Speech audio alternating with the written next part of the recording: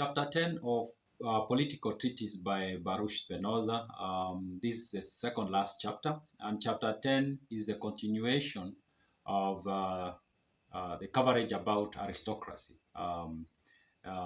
So this is the second chapter that talks about aristocracy, and he kind of handles this as the conclusion about that topic of aristocracy.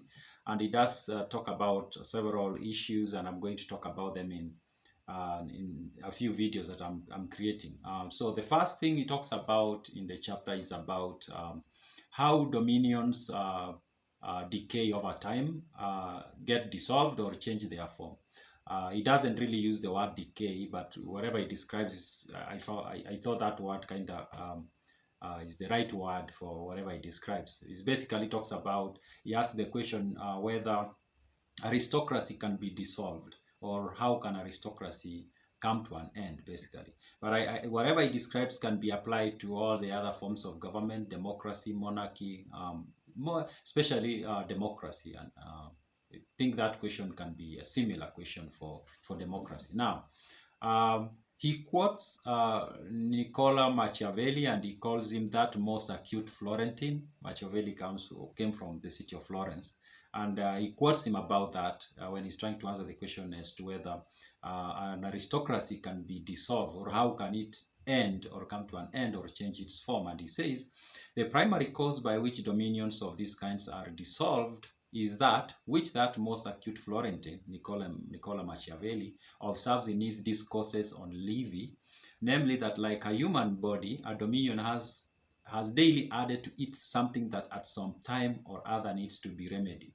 So he quotes Niccolò Machiavelli. Apparently, this is what Niccolò says in a book titled Discourses on Livy. By the way, History of Rome by Livy is the next book I'm going to be covering. And he says, Machiavelli says that like a human body, as time goes on, there's something new that is added to the structure of a dominion, basically.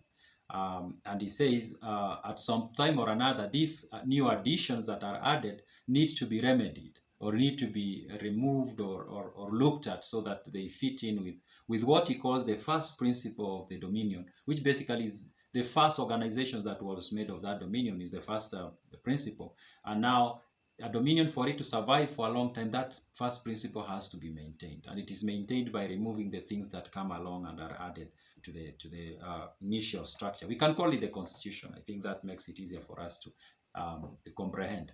Now, Baruch provides ways that this remedying can be done. Basically, how a dominion can get rid of these things that come along and are added to its initial or first principle. We can say like a country has the first constitution. We can talk of the US has its initial constitution, but over time there have been these amendments and addition and subtraction, and over time that kills the initial form of the state. And according to Baruch, that in the end can lead to the dissolution or change in form of the dominion.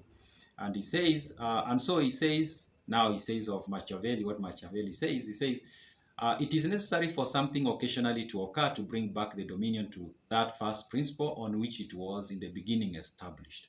So he says, every now and then something needs to come up and shock the dominion back to its first principle.